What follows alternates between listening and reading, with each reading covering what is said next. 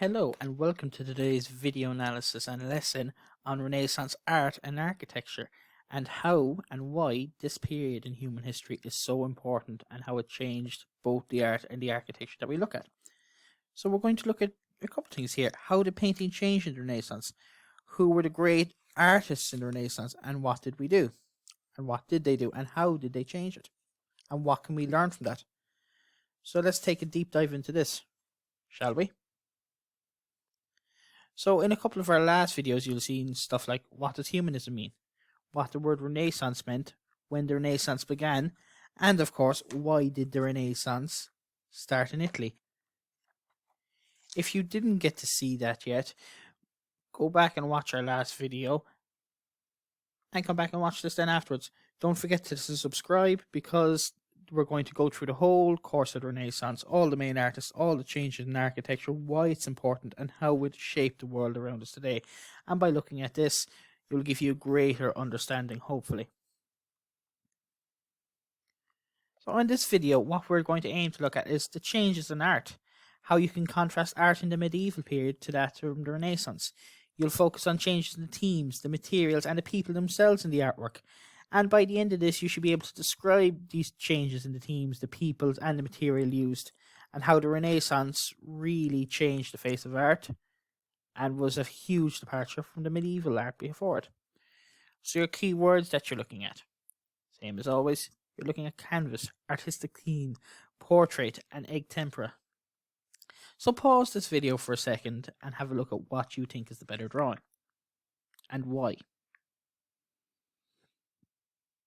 Now, I would imagine most of you had said the picture of King Henry VIII on the right-hand side of the screen. You may say that produced a sense of realism.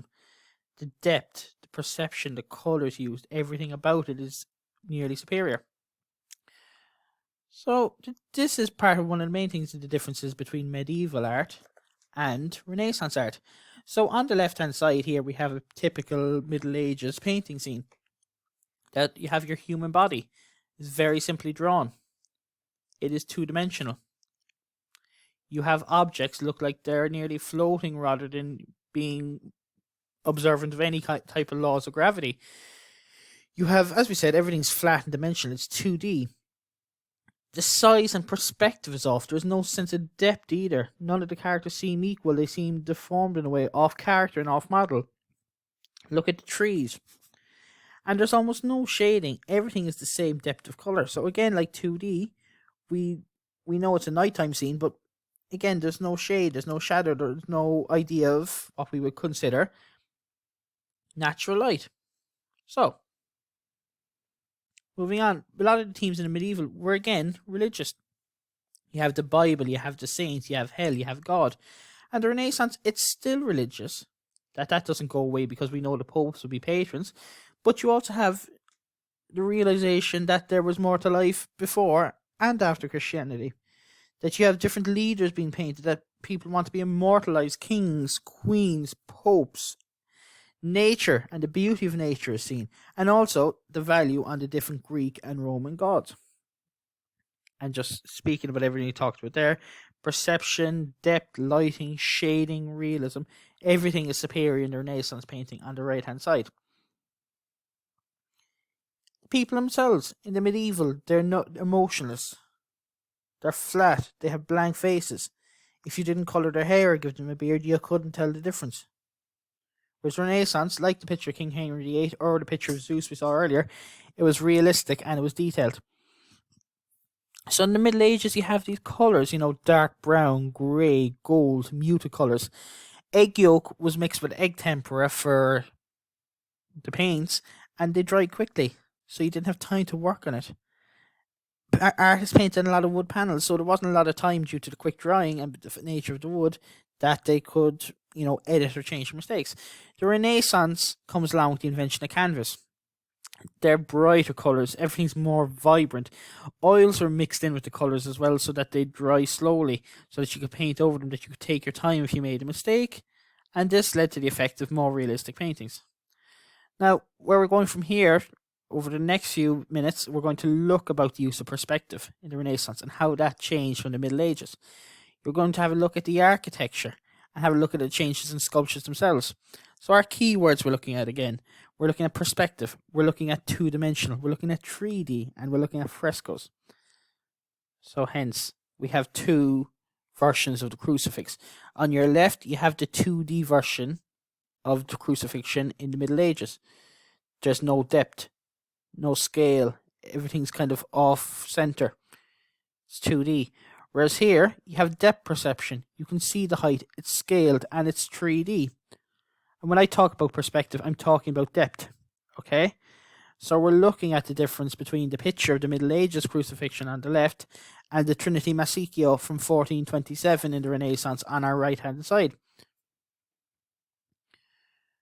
This is how perspective grew and developed throughout the Middle Ages, or over 200 years. So we've gone from the 1280s, where everything is very, very bland and muted. Colour starts coming in the 1380s, and then 100 years later, by the Renaissance times in the 1480s, you see a totally different scene altogether on the use of perspective and the value and the relevance of it.